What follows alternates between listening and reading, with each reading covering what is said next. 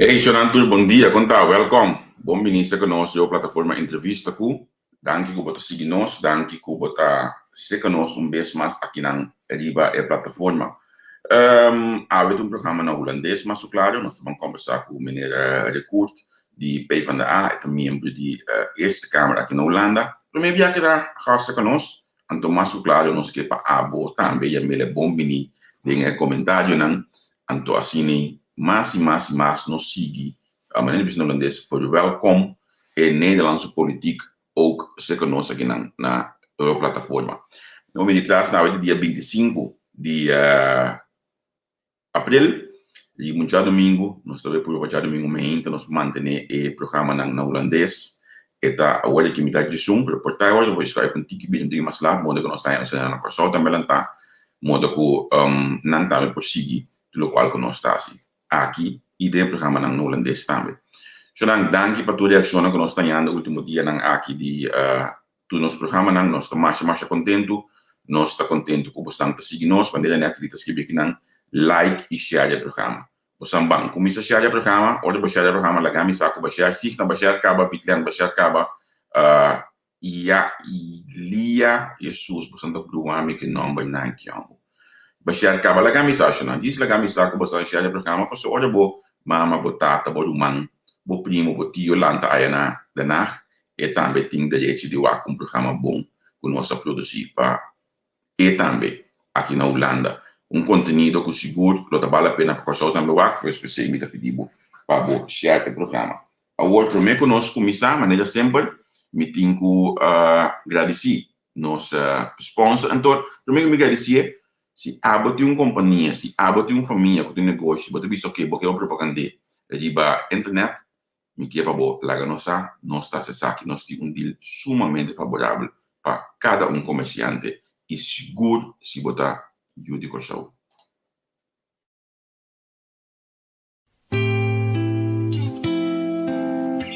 Agua y corriente es esencial para nuestra vida diaria. Y pensé en Aqualectra, ta honra de por servir y de contribuir al bienestar duradero de nuestra comunidad. Nos que llamamos Danki para cumplir carga siempre con nosotros. Y que otra manera para mostrar nuestra gratitud, ofreciendo una compensación.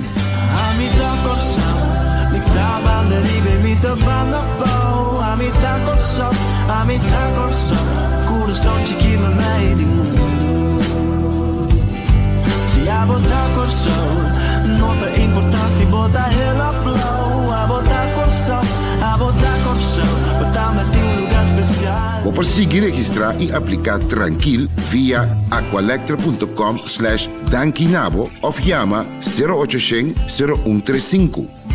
Muito nos contribui na mio corso. Hey, mãe, reclamo aí que de mi casta sucu. Em verdade, me não sabe como, só sabe que me programa todo dia que me sabe como, ao de repente, tu luz acender, me te quer luz de pafo, tá se é diferente agora que nós tem dia. Normalmente, nós está se ele a noite do botar a luz de para dentro de, mas schrijf ik bij hoekie, maar ook met die menos tegenlicht, hoor je menos te bisana. Hollandees. Maar we gaan nu switchen. We gaan het in het Nederlands doen. Meneer Jeroen Jekoert, die zit al in de wacht.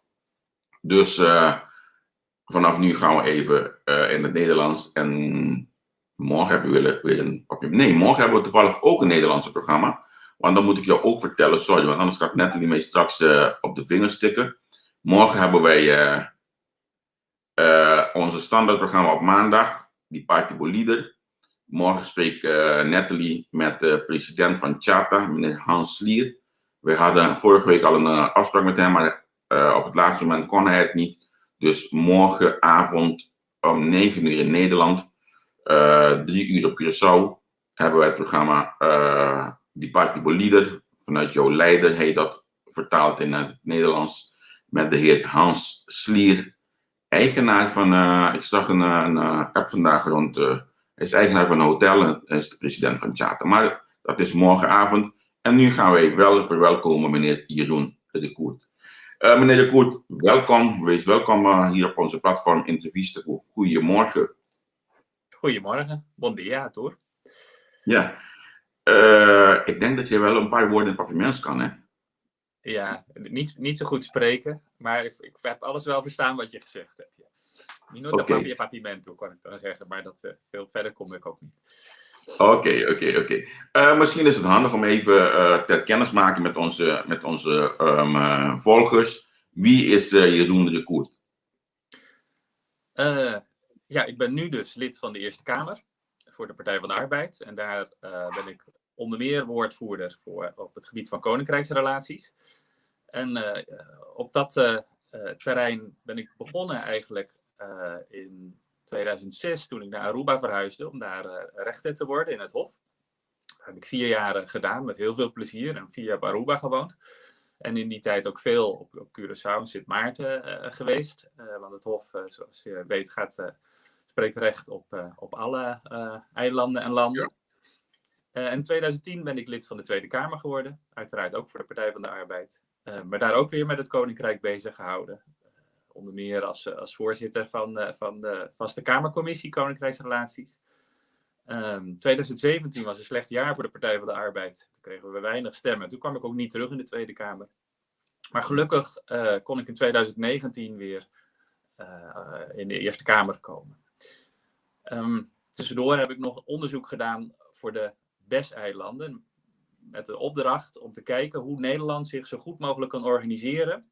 Om het op de BES-eilanden zo goed mogelijk voor elkaar te krijgen. Hè? Want we zeggen altijd, de organisatie daar kan beter. Maar Nederland kan zichzelf, vooral die ministeries in Den Haag, kan zichzelf ook veel beter organiseren. We denken veel te veel na vanuit Nederland en niet vanuit de lokale situatie. En daar heb ik toen een rapport over geschreven. Dus, we gaan zo in dat stukje, want het is onder andere vragen die je willen stellen. En anders gaan we alle in. Maar ik wil graag, als je op de eilanden woont, heb jij natuurlijk ook 4 jaar op Aruba gewoond. En toevallig is Aruba nu ook in de publiciteit. Ik ben toevallig een reclame aan het proberen te downloaden, want deze week gaan we ook starten met programma's vanuit Aruba, want daar heb je binnenkort ook verkiezingen. En dat is de 29e hebben wij Suyen Raas van partij MEP bij ons als gast. Maar als je op Aruba woont, of waar dan ook woont, hoor je alleen van de Tweede Kamer. Je krijgt bijna geen nieuws te zien of te horen van de Eerste Kamer. Misschien is het handig om even uit te leggen, wat is het werk van de Eerste Kamer? Ja, de Eerste Kamer, gek genoeg, komt altijd na de Tweede Kamer. Je zou zeggen, de Eerste Kamer komt eerst, maar dat is niet zo. Dat komt na de Tweede Kamer. En als er wetten worden aangenomen, dan moet in eerste instantie de Tweede Kamer akkoord. En daarna moet de Eerste Kamer ook nog eens akkoord geven op die wet, voordat een wet echt in werking kan treden. Dus het tweekamerstelsel helpt om eigenlijk betere wetten te maken. Onze taak in de Eerste Kamer is net wat anders dan in de Tweede Kamer. Wij moeten vooral kijken of een wet technisch goed in elkaar zit. Of die niet in strijd is met andere regels, of die uitvoerbaar is. Dat soort zaken. Er wordt wel eens gezegd, de Eerste Kamer die toetst minder in de waan van de dag. Dus daarom we zijn ook meestal politici of oud-politici die al hun sporen verdiend hebben. We hoeven ook niet zo nodig in de media of op de televisie. Dat is allemaal niet zo relevant. En vandaar dat je wat minder ziet van de Eerste Kamer. Ja. En hoe kom je in de Eerste Kamer dan? Ook weer met politieke partijen. Alleen waar de Tweede Kamer direct gekozen wordt, je kan direct op leden van de Tweede Kamer stemmen, kan je niet direct op leden van de Eerste Kamer stemmen. Dat is een getrapte verkiezing. Dat gaat via de provincies. Dus je hebt provinciale statenverkiezingen. En die leden die dan gekozen zijn van de provincie, die stemmen dan weer op lijsten van de Eerste Kamer. Dus het is indirect. En voor de BES-eilanden is daar een speciaal kiescollege voor in het leven geroepen. Omdat die natuurlijk geen provincie, niet kunnen stemmen voor de Nederlandse provincies. Maar wel voor de Eerste Kamer door een kiescollege. Omdat ze ook door de Eerste Kamer zich vertegenwoordigd weten. Als ik me niet vergis, is het volgend jaar of over 2 jaar? Over 2 jaar. We zitten op de helft nu. Het zit eigenlijk... als je Tweede Kamerverkiezingen hebt, dan heb je 2 jaar later Eerste Kamerverkiezingen. Eerste Kamerverkiezingen. Het is fijn om even te benoemen. We hebben onze toekomstige statenvoorzitter op Curaçao. Die is ook aan het kijken nu. Dus 4:30. Dus ja, Charette is al aardig bezig. Goedemorgen, mevrouw America Francisca. Ik hoop snel dat we elkaar ontmoeten. Ja, ik hoop het ook. Ik denk dat het handig is om even kennis te maken. U had op Aruba gewoond. Daar had je wel helemaal geen politieke contact, of was je ook bezig met politiek op Aruba? Nee, zeker niet. Want ik was daar rechter. En de scheiding naar machten vraagt dat je als rechter niet met politiek moet bemoeien. Dus daar heb ik me juist heel ver van politiek gehouden. Anders kon ik mijn werk daar niet goed doen. Ja. Maar was er wel ergens een drang voor de politiek of een roeping is dat? Hoe moet ik dat zien? Want als rechter, je bent inderdaad met een hele scheiding bezig van de machten. Maar dan hoor je wel, oké, vanuit die andere macht naar de andere, is dat een roeping of wat is dat precies? Ja, dat is een moeilijke vraag. Ik had als tiener, was ik al heel erg met politiek bezig. Schreef ik brieven naar de krant en zo, als ik het niet mee eens was. Ik ben ooit ook met de studie politicologie begonnen.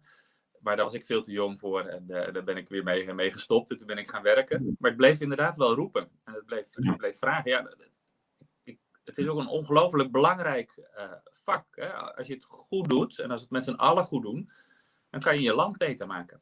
Het is toch een plek waar je het volk mag vertegenwoordigen en waar ook macht is. En als je dat integer en goed doet, dan kan je die macht aanwenden en die invloed om het echt beter te krijgen volgens de manier waarop ik denk en waarop mijn partij denkt dat het beter kan worden. Hè. Al die partijen denken weer wat anders, maar ik ben echt wel overtuigd van de sociaaldemocratie, van wat er de Partij van de Arbeid voor staat. En dat hoop ik dan wat meer in de praktijk te krijgen. Het gaat vooral om gelijkheid wat mij betreft. En dat vind ik zo belangrijk. Ja. Ik heb u uitgenodigd omdat ik dat hele vergadering had gevolgd. We hebben zelfs een stukje hierop uitgezonden met de heer Knops. Het was ongeveer 2 weken geleden. En ik moet zeggen dat en dat zie je wel, de Tweede Kamer minder in contact is met de buitenwereld, met de pers. Want ik heb u 4 verschillende kanalen geprobeerd te bereiken, maar het is uiteindelijk wel gelukt. Hartstikke bedankt naar degene die dit binding had gemaakt met ons, of tussen ons. Maar u had een mooie inbreng tijdens dat debat. En ik zag wel, toen ik dat aan het kijken was, deze meneer heeft wel wat binding met de eilanden. En natuurlijk ging ik lezen, zag dat hij inderdaad binding had met de eilanden. Maar mijn eerste inhoudelijke vraag wordt, hoe ziet u de ideale koninkrijk? Ja, ook dat is weer een hele moeilijke vraag. Maar een vraag die ik ook gesteld heb in dat debat. Hè? Hoe moet het koninkrijk er nou over 20, 30 of 40 jaar uitzien? En dat is inderdaad dezelfde vraag als wat is dan de ideale situatie? Nou, de ideale situatie is wat mij betreft een koninkrijk waarin landen of eilanden in ieder geval zoveel mogelijk zelfstandig zijn. En vanuit die zelfstandigheid bekijken hoe ze de samenwerking willen. Ik vind er nu nog veel te veel afhankelijkheid zitten en kwetsbaarheid. Verder vind ik het koninkrijk zo dat ik vind dat de samenwerking, ik kijk even vanuit het perspectief van Nederland. Ik vind dat we de samenwerking eigenlijk onhandig hebben georganiseerd. Met 3 landen en 3 bijzondere gemeenten. Volgens mij kun je veel beter het organiseren in regio's. Hè. Je hebt de ABC-eilanden, die hebben veel met elkaar te maken in taal en cultuur en economie. En je hebt de bovenwinden, die ook veel meer met elkaar te maken hebben. Volgens mij moet je veel meer de samenwerking Nederland-benedenwinden, Nederland-bovenwinden organiseren. Daar kijken we echt te weinig naar. De ABC-eilanden kunnen veel meer aan elkaar hebben dan nu het geval is. Ook in relatie tot Nederland. Dus ik zou in de toekomst ook heel graag dat willen veranderen en versterken. Plus, wat we natuurlijk gezien hebben in de coronatijd, is de ongelooflijke kwetsbaarheid als toerisme wegvalt. Dus om meer gelijkwaardigheid in het koninkrijk te kunnen krijgen, moet je een diversere economie hebben. Nou ja, dat zijn dingen die we niet vanuit Nederland kunnen organiseren, maar die denk ik wel nodig zijn om in gesprek te kunnen gaan om dat anders te doen. Wat u zegt over de ABC-eilanden en de 3 bovenwindse eilanden, hebben de eilanden een goede keuze gemaakt 10-10-10 of net ervoor 2009 om de huidige situatie waar we in zitten, denkt u dat we misschien andere opties op tafel moesten leggen voor die tijd? Ja, wat heel moeilijk is, je hebt het ideaal en je hebt het haalbare. Ik denk dat het voor het haalbare gegaan is in 10-10-10.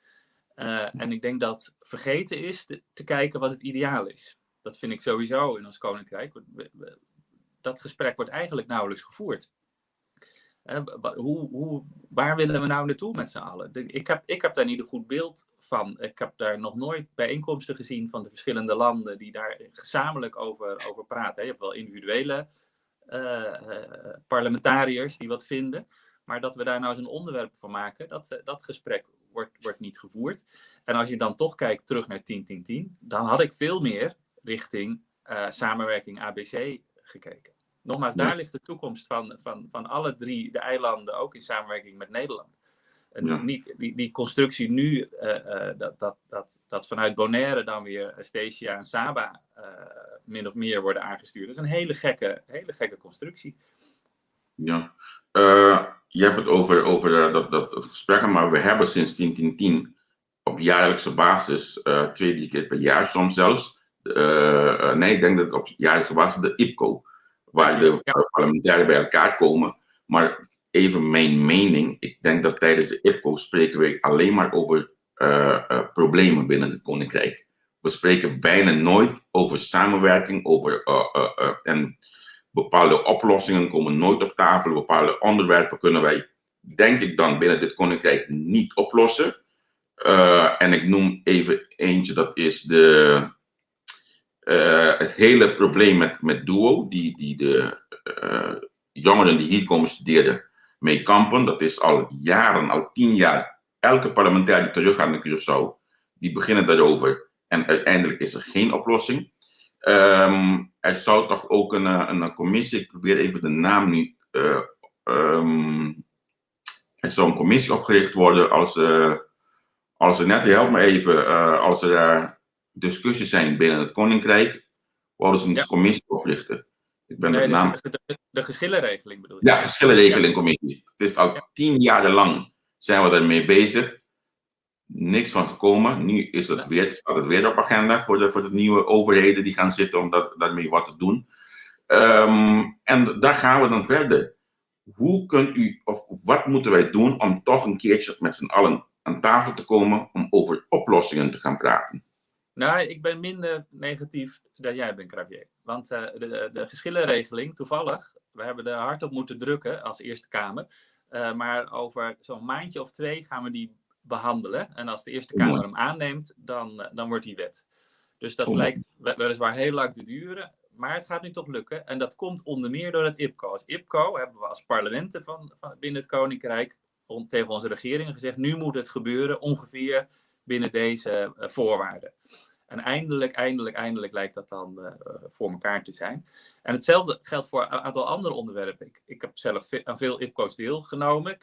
Mocht ik voorzitter zijn van een heel aantal IPCO's. En daar hebben we telkens gezocht naar wat zijn nou praktische punten om te regelen en tegen onze regeringen te zeggen, wij willen dat jullie dat doen. Bijvoorbeeld waar het gaat om het wegnemen van belemmeringen tussen handel en in- en export tussen de ABC-eilanden. Of als je vliegt, dat je geen internationale tax,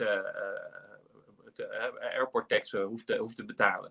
Dat soort dingen, juist hele praktische dingen, zijn wel telkens op de agenda gekomen van de IPCO. Dus de ferryverbinding, die is er helaas nog niet. Maar, dat is ook een thema van dat is van 8 jaar. Ik kan je nog vertellen dat 2012 is dat op tafel gekomen, nee 2013. En meneer Wilsu, toen de tijd parlementair voor Public Soberane, die kwam terug, had ik gelijk een interview met hem. Had hij dit hele ferry gebeuren verteld. 4 jaar later was mevrouw McWillem in de Kamer op Curaçao. Kwam hij terug van de IPCO, hetzelfde verhaal. Waarschijnlijk de volgende die nu in de IPCO, die gaat hetzelfde vertellen. Ja, maar als alles 10 jaar duurt, dan weten we dat over een paar jaar die ferry er is. Ja. Of niet natuurlijk. Kijk, parlementen zijn geen uitvoerders. Dus wordt wel vaak gedacht van als een parlement iets vindt, dan gaat het gebeuren. Maar het is een kwestie van checks en balances. En als parlement kun je, helemaal als je dat samen doet, vooral de goede kant op duwen. Duwen naar de regering. En daarom heb ik altijd zelf, toen ik nog voorzitter was van in ieder geval de Nederlandse delegatie van de IPCO, erop gestuurd dat we gingen zitten voordat de regeringen samenkomen. Ik vind eigenlijk dat is landelijk, is dat zo. Het parlement zegt wat, de regering doet dat. En ik vind dat we dat eigenlijk per koninkrijk ook moeten doen. Dus de parlementen samen zeggen wat. En daarna komen de regeringen samen en die gaan dan kijken hoe ze dat uit moeten voeren. Nou, zo moet er een soort spiraal komen. Hè? Parlementen zeggen wat, de regering voert uit. Parlementen controleren dat weer. Ik denk dat dan de democratie in het koninkrijk ook een stapje verder komt. Het is inderdaad, tot nu toe is het IPCO, we doen ons best, maar het is nog te veel een tandeloze tijger. Ja, en wat ik eigenlijk jammer vind, dat na IPCO wordt het steeds binnen de media elkaar aanvallen in plaats van uitleggen hoe goed of niet goed het was. Dan wil ik even naar het kogel met u gaan, want onze minuten die tikken al door. Je had ook een mening tijdens die vergadering over de kogel. Wat heeft u concreet gekregen van meneer Knops als antwoord over dat hele kogelgebeuren? Ja, dat was een heel makkelijk antwoord voor hem. Hij zei gewoon, we gaan daar nog over spreken, want er moet nog een wet komen. En zoals ik net al zei, de Eerste Kamer moet wetten ook goedkeuren. Dus daar gaan we nu niet te veel op in. Dat was zijn eerste argument. En daar had hij natuurlijk gelijk in, maar daar gaan we nog over spreken. Daarnaast zei hij, er ligt een rapport van de Raad van State. Er liggen adviezen van de landen zelf. Die gaan we nog aanpassen. Dus we weten ook eigenlijk niet hoe het eruit komt te zien. Dus ook daarom kunnen we er niet over spreken. Nou ja, kortom, het waren allemaal op zich wel goede argumenten. Maar wel argumenten om het er 2 weken geleden niet over te hebben. Dus we hebben het er niet zo over gehad. Ja. Ik was zelf kritisch over het. Ja, komt dat thema nog weer op tafel? Wat zijn jouw kritiekpunten over dat kogel? Nou, waar ik moeite mee heb, is dat er dingen zijn afgedwongen van de zijde van Nederland die niet zozeer met geld te maken hebben of met economie of zo. Hè? Ik had echt het idee, de landen staan door het wegvallen van toerisme onder zware druk. En Nederland heeft dwingend een aantal voorwaarden gesteld. Die als iemand geen keuze heeft, is het dan wel een keuze. Dus ik snap dat Nederland aan de financiële voorwaarden op langere termijn voorwaarden stelt. Dat lijkt me logisch. Maar ik denk dat Nederland iets te ver daarin is gegaan en echt het mes op de keel heeft gezet. En dat waardeer ik niet. Ja, en dat is uw mening voor alle eilanden? Ja, dat wisselt een beetje. De meeste voorbeelden ken ik van Aruba. Voor Curaçao ligt dat net een slagje anders, omdat er in mijn beleving iets meer samen is gewerkt met Curaçao. Want er lag natuurlijk aan een economisch ontwikkelprogramma en daar is bij aangesloten. En op Sint Maarten is het sowieso al, is de relatie wel zo slecht dat zij dat helemaal ervaren als dwingend. Maar of het daar, ik moet je eerlijk zeggen dat ik voor Sint Maarten zo langzamerhand denk dat het ook wel dwingend moet. Dus een van de grote belangrijke lessen die ik in ieder geval de afgelopen jaren heb geleerd, is dat je de landen en de eilanden nooit over één kam mag scheren. Je moet altijd lokaal kijken. Ja. Ik krijg hier een vraag, want vaak worden beslissingen genomen en kogel is er een voorbeeld van, terwijl de eilanden zelf minder of bijna niks kan zeggen hier in Nederland of binnen de regeringen. Wat vindt u ervan dat een directe representatie van de eilanden in de Tweede Kamer moet komen? Ja, ik vind dat een goed idee. Niet alleen van de landen, want de landen kunnen al bij rijkswetten spreken in de Tweede Kamer. Dat gebeurt ook. Er komen dan statenleden, vooral Aruba is er overigens actief in, maar ook Curaçao wel. Curaçao ook, ja. Om in de Tweede Kamer te spreken. Maar dat mag van mij steviger. En ik vind het nog eigenlijk veel belangrijker voor de BES. Op dit moment vind ik het bijna een schijndemocratie voor de BES. Hè. De Tweede Kamer moet de BES dan vertegenwoordigen, de Eerste Kamer ook. Maar ik ben daar toevallig in 2017 geweest op verkiezingscampagne. Omdat ik dacht, het is belangrijk dat we ook daar gaan uitleggen wat we doen en vragen om op te stemmen. En daar heb ik geleerd dat, ik ben bij mensen gaan aanbellen en die zeiden, wie bent u? Ik spreek uw taal niet. Ik weet niet wie u bent. Ik weet niet waar u voor staat. Ja, is dat dan democratie? Dus ook voor de BES vind ik dat dat beter verankerd moet worden in de Tweede en Eerste Kamer. Ja. Komt dat misschien voor omdat degene die vanuit de Tweede Kamer het hoogste woord hadden alleen maar negatief over de eilanden waren? Ja, meneer Bos. Ja. Ja, ik weet niet of ze alleen maar negatief waren, maar dat is natuurlijk het beeld. En dat is natuurlijk dat is niet alleen voor politiek, dat is overal. Hè. Degene die de meest krachtige uitspraken doen, die krijgen de aandacht. Terwijl de meest verstandige dingen altijd in het midden worden gezegd, moet ik eerlijk zeggen. Die zijn wat gematigder, want je snapt dat er altijd meerdere kanten aan een verhaal zitten. Maar ja, dat is niet wat het beeld bepaalt. Dat vind ik wel eens jammer. Dat geldt niet alleen voor het Koninkrijk, dat geldt voor de hele media. De schreeuwers krijgen de aandacht. Ja, klopt. En daardoor hebben wij dit programma ook gecreëerd. Wij willen de brug gaan bouwen binnen het Koninkrijk vanuit de media gebeuren. Dus elke zondagochtend zullen wij iemand hier op onze platform hebben waar we over deze thema's gaan praten. Want het is belangrijk om deze kant van de Koninkrijk ook te laten zien. Ja, vind ik ook. Nou, en nogmaals, er zitten aan ieder probleem altijd meerdere kanten. Ja. En suggereren dat er maar één kant is, of één oplossing, dat helpt niet. Ja. U was voor de motie in dat vergadering. Waarom heeft u voorgestemd? Dat motie van... Ja, die motie, dat ging erom dat er meer aandacht moest komen voor het Koninkrijk. Ja, mijn collega in de Eerste Kamer, Meili Vos, heeft ooit een boekje geschreven, Politiek voor de Leek. En die zei, je hebt moties die inhoud hebben, je hebt moties die zeggen, bent u ook voor goede muziek? Hè? Ja, iedereen is voor goede muziek. En dat was voor deze motie ook. Iedereen is voor meer aandacht voor de eilanden. Dus ik was niet onder de indruk van de motie. Maar ja, ik kon er ook niet tegenstemmen, want ik ben ook voor goede muziek. En voor meer aandacht voor de eilanden. Maar uw belangrijkste punt tijdens dat vergadering was, er moet een onderzoek komen over kolonialisme. En daar wil ik nu richten als einde van het programma. Wat vindt u precies dat boven water moet komen? En waarom dit onderwerp? Omdat ik denk dat het de roze olifant in de Kamer is. Als het gaat om het samenwerken van de landen, de eilanden en Nederland. Het is er namelijk. Kolonialisme, maar ook kolonialisme is een systeem van uitbuiting en discriminatie. En dat heeft zijn sporen gezet op het verleden. Dat is de reden dat het Koninkrijk überhaupt bestaat. Dat is een hele negatieve oorsprong. En die oorsprong heeft zijn doorwerking tot nu. Alleen we hebben het er niet over. Maar ondertussen, met name van de zijde van Sint Maarten, maar ook wel van anderen, krijg je het soms terecht en soms niet terecht wel om de oren. U bent een kolonialist, u bent een racist, u discrimineert. Hè. Sint Maarten is nu naar een klacht bij de Verenigde Naties ingediend. En wat ik graag wil, is dat we met elkaar in gesprek kunnen voorbij dit soort verwijten. Soms zijn ze terecht, soms zijn ze het niet. Maar laat nou eens iemand daarnaar kijken hoe dat koloniale verleden nu werkt in de relatie. En dan hoop ik dat we daarmee die relatie kunnen verbeteren. Want ik heb het idee, we komen alleen maar vooruit in het Koninkrijk op het moment dat we elkaar beter begrijpen, beter vertrouwen, meer respecteren.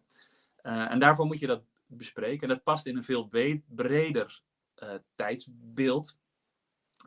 Ik ben er zelf op gekomen door het lezen van het boek Revolutie van David van Rijbroeke. Dat is een Belg en die schreef over de dekolonisatie van Nederlands-Indië naar Indonesië. En bij mij gingen de schellen van de ogen in de zin dat ik dacht, ik ben opgevoed nog in mijn jeugd. Het was niet alleen maar goed in Indonesië, maar het is toch wel iets om trots op te zijn. Nou, dat is absoluut niet het geval als je dat boek leest. Toen dacht ik, daar ben ik blind voor geweest. En ik vroeg me af, hoe verder ben ik nog blind, en zijn mijn collega's blind, aan weerszijden van de oceaan, moet ik zeggen, voor wat er nu gebeurt. Hoe nu nog het kolonialisme doorwerkt in wat er over is van het Koninkrijk in Nederland en de Caribische eilanden. En ik heb het idee dat er dus te weinig aandacht voor is en dat een buitenstaander nog eens moet kijken van wat is nou de invloed. Ja, als u dat zegt, dan krijgt men de neiging om te denken dat eigenlijk democratie niet functioneert binnen het Koninkrijk. Want uiteindelijk, dan hoor je ook heel veel geluiden van dat we nog steeds kolonie zijn van Nederland. Ja, nou ja, nogmaals, dat verwijt is makkelijk gemaakt. En soms terecht en soms niet terecht. En ik wil het juist, ik wil het daar los van hebben. Hè? Want het is natuurlijk niet zo. Er is geen kolonialisme meer. Maar er is misschien nog wel een restant in denken of in beelden. En ik wil dat ook zeker niet beperken tot alleen maar dat vanuit Nederland zo gedacht wordt richting de eilanden, maar misschien ook wel andersom. Er zijn heel veel vooroordelen, soms zijn vooroordelen terecht of niet. Maar op het moment dat je dat niet onderzoekt of het terecht is of niet terecht, dan blijft dat hangen in verwijten. En in Nederland wordt er wel eens naar die eilanden gekeken van een beetje denigrerend. Van heb je ze weer en kunnen ze het niet zelf en zo. Een beetje het superioriteit. Ja. Onterecht, wat mij betreft. Vanuit de eilanden wordt wel naar Nederland gekeken. Want daar heb je ze weer. Ze komen weer vertellen hoe het moet. En ze weten er geen barst van. En dat soort verwijten. Soms ook onterecht. En uiteindelijk helpt het ons geen barst om verder te komen. En ik wil zo graag verder komen. Ik heb in persoonlijke contacten gemerkt dat op het moment dat je gewoon eerlijk bespreekt van wat er is, dat je die contacten verder helpt. Hè. Ik geef wel eens het voorbeeld, als je elkaar niet vertrouwt of wantrouwt, dan noem ik dat de onderstroom, die staat dan tegen. En dan kom je als boot of als zeilboot ook geen meter verder, want de stroom die zet je altijd terug. En zo is het Koninkrijk voor een deel ook. Je kan dus over praktische dingen praten. Als je elkaar daaronder niet vertrouwt, of je denkt je hebt de verkeerde motieven om dit te zeggen, dan kom je in die praktische samenwerking niet verder. Dan zit je vast, want de stroom zet je voortdurend terug. Dus we moeten elkaar leren vertrouwen. En om elkaar te vertrouwen, moet je het over kolonialisme, racisme, ongelijkheid, moet je het hebben. Ja. En nogmaals, dat is voor het Koninkrijk, maar dat past binnen de Black Lives Matter beweging. Het past binnen het hele denken op dit moment over ongelijkheid en machtsverschil. En ik vind het zo essentieel en wezenlijk dat ik denk dat moeten we individueel doen, maar daar ga ik niet over. Maar dat moeten we ook als landen doen. Ja. Wat vind je zelf van, misschien is het nu wel achteraf als je dit vraag stelt, van de uitspraken van de heer Knops net voor de verkiezingen tegen de partijen die nu hebben gewonnen? Uiteindelijk, dat bedoelde hij om niet te stemmen op juist de partijen die nu hebben gewonnen op Curaçao. Denk je dat wij een gunstige relatie kunnen krijgen met de Nederlandse overheid? Nou, als ik de heer Knops in het debat hoorde, en daar had hij overigens ook gelijk in, dan zegt hij, wij hebben wat opgebouwd met de vorige regering op Curaçao. Dat zullen we ook weer doen op de nieuwe, want wij gaan niet over de democratie op Curaçao. Dus wij hebben te dealen en samen te werken met wie daar zit. En dat is natuurlijk het juiste standpunt. Nederland moet niet proberen verkiezingen te beïnvloeden. Zou hij dat wel gedaan hebben met die uitspraken, dat is niet goed. Aan de andere kant, en dat was ook mijn inzet in het debat, zeg ik, Nederland, als er op Curaçao of op Aruba Sint Maarten mensen zijn met wie het goed samenwerken is en waar je ongeveer hetzelfde over denkt, dan mag je die best wel eens een beetje helpen. In plaats van die mensen enorm zware eisenpakketten op te leggen, waardoor zij een probleem hebben om verkiezingen te winnen, dat is ook niet verstandig. Dus het is een beetje balanceren, moet ik eerlijk zeggen. En vanuit het belang van samenwerking binnen het Koninkrijk zeg ik in ieder geval dat ik het liefst samenwerk met die partijen en die politici die dat ook willen. In plaats van met die politici die zeggen, Nederland, je bent, enzovoort. En dan komen er allemaal lelijke woorden. Dat is gewoon vervelend samenwerken. Ja, oké. Hey, onze tijd is voorbij. Het is zo een half uurtje, iets meer zelfs voorbij. Ik wil je hartstikke bedanken voor dat jullie konden spreken. Ik zie wel een vraag hier, misschien kunt u dat beantwoorden. Kun je deze vraag lezen? Want je begrijpt het mensen, dus ik wil dat jij het zelf leest. Kon jij mijn boekie? Ja, de boek die je net erover had. Ja, maar Jama dat is, hoe heet het boekje? Wat is de naam van het boek? Ja, Revolutie. En met een S, Revolutie. Even kijken of ik het hier heb staan. Nee, anders had ik het nog opgehouden, maar ik heb het hier niet staan. Dat is van David van Rijbroek. Ja, onze toekomstige statenvoorzitter die heeft het hier digitaal gezet voor degenen die dat willen opzoeken. Dus daar zie je alle samenwerking. Zo is dat. Hartstikke goed. Jeroen, hartstikke bedankt voor je komst bij ons. En wij gaan zeker in contact blijven. En ik ga zeker meer van uw collega's willen interviewen. En dan ga ik jou vragen, straks via de app, om mij even in contact te leggen met die en die. Zodat wij meer de programma's kunnen maken. Heel goed, zo wil ik ook graag samenwerken. Oké, Het was hartstikke leuk. bedankt. Dankjewel, Ja. Gravier. Oké, dag, fijne dag. So dan doe je programa. Doe je programa comienza dia con un sistema completamente otro. Open relax, no? Dus die manier, maar sali fede un programma hier noche positivo ku Hasham, maar dentro há un programma positivo ku je doen. Mita spelen ku amanhã a gente amanhã net te, mita spelen ku chamas mi porque da manter a vibe aqui, mas nós nada do bes. No pone com mi vibe tem cambia liba Facebook e dia na aqui. E na migra disse você não estava junto conosco. Meeting mais ou menos a agenda de semana aqui acaba. Interpreta que já não se tudo fly na pelo menos tem tudo por aqui não. Na me bisabo se com manhã que Deus que nós tem meneer Hanslier te conversar com Nettie, tem o programa de Partido Líder, é o presidente de Chata, é também Papia Riba, mais claro, escritor de turismo, Covid, entre lo qual não anda passando tem Nettie me que vou contar assunto de não.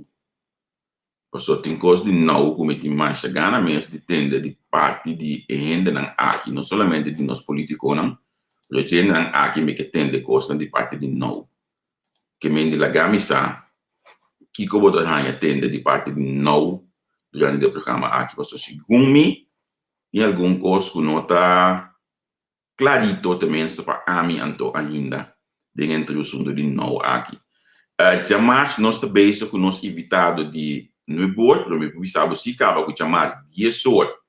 Lo vai ter pastor Juan Coco den The Shining Light, que mendi seita nossa colega nang nos amigo nang Giovanni e também Charmin Rowlands, também conversar com o pastor Juan Coco, tá de nos programa na junto com Tico e também Spectrum com Simas, mim não vou perder nenhum, me mesmo o ator sim.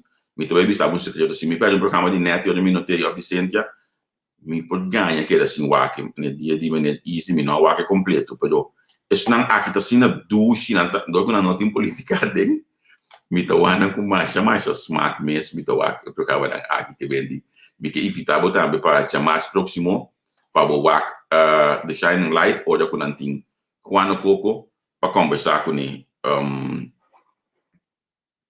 nanta começar 10 horas de a noite.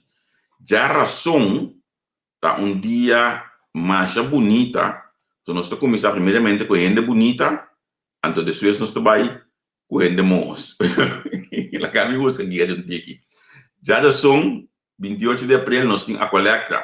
Nós também temos a senhora Neisa e Sênia, se que nós, você de coleta, nós vamos conversar aqui de diferentes pontos de vista da coleta, a situação atual. Sisolang, nós também papi de EG5 e do AIA, cubo porranha, seca a coleta motivo de blackout.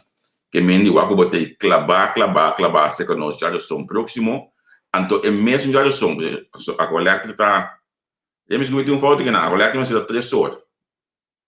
Toch 3 horas, então 4 horas, nós também temos, e flyer aqui, Wak não tem nenhum reclamo ou olha aqui de comentário não. Dia nós começar a entrevista com nós começar 29 de dezembro live 2019, 2 de januário e caballero aqui estava junto conosco. Então você lançar quanto dia estava junto conosco. Então dia 28 de abril, vamos entrevistar um secreto. Contra o dia que está se anha. Me digo nem que entrevistei como último dia como parlamentário. Me que eu vou 4 anos de governação. Passou 2017 estava 28 de abril da eleição. Que me diz, hey, net depois de 4 anos, lá nós vamos conversar, rato, com coisa abai, com coisa também vira. Que é a sua perspectiva, né? Que conselho lhe dá na Shariati como presidente do parlamento proximamente? Que conselho lhe dá na parlamentária na cita que era? Passou de minhas poebras, não, adune candidato de voto para o presidente do parlamento, Bosnan, não adune candidato de voto para o presidente do parlamento, vamos bom, Bosnan, não adune candidato de voto para o presidente do parlamento, que me indica que conselho é duna esse não cita presidente do parlamento. Steven Walraut, da nossa próximo invitado para já webs 14 da tarde, então nós estamos Hope Joe com Steven, nós também tudo área com Steven, pero esta aqui é amigo de casa, esta aqui é ene que nós trabalhamos no mês para sombra, entre outros, onde estamos nós a começar entrevista com ele e sempre vai estar available para nós. Me saco eu não tenho mais como parlamentário, também nós temos que dizer, ei, portanto nós temos que ser para tomar um programa, para um programa aqui de banana, portanto vamos passar nunca não. Miranda que está sendo ativo no Facebook, é ter mais ativo de bar, portanto vou virar um programa aqui na para comunicar com vocês, conhecer. Depois não é assim sala isso não é sala isso aqui. Meu amigo Steven Waldraut nos invitado, veio com banda, nós vamos conversar de uma coisa sério. Já são 28 de abril, 14 da tarde. Anto já webs, a mim não estou bem aí, pero colega Neti tá vai Aruba, Neti vai Aruba um rato. Neti tá passando vai Aruba, caminho também conversar com para mim, programa político de Aruba, Suian RAS, eleição 2021 na Aruba, nós também seremos conhecidos Suian RAS. Etapa parlamentar tem para mim. A lista de minha mais claro vez mais ela vai como parlamentário, mas ela subir lista vai agora aqui. Que me diz sonanta simão carregar nos timpabo, já viernes nosso colega anda trabalhando de outro cuidar de escola, que bem que é dependente para ser, para cuidar de escola e tem para queda, cuidar de escola e realmente tem para queda. Seriamente espera que o programa de viernes último em cuidar de escola aclarar como muito nós trabalhamos na escola. Então, seria esquibi que é que sa que com Andy estava assim na escola, me espera que o programa de o último a mira como muito estava tá, me sabe botar de reunião, pero me te queria bawa que depois, olha foi Martina avisa que Andy estava tá vrolijk na escola tempo aí que mendi. By now nós caminhamos sem fam, Andy ama Andy vrolijk que mendi que é dependente para esse. E isso não tudo, me te queria aqui nanang, se você me trapa como já zona, você me avisa me te calma, me tá de zoom, ou me te acaba de sonor, para não estar lendo algum coisa que me te vai abandonar você um corda bom, o programa dura meia hora. Quem com punta, quem com é você punta, para que flor como com ele para me deixar coisa. Que me o programa dura meia hora, você não te avisa o programa dura mais largo. Se não tudo feliz, man, bom dia domingo, tem manhã, eu já esquece. Ayo, tchau, tchau.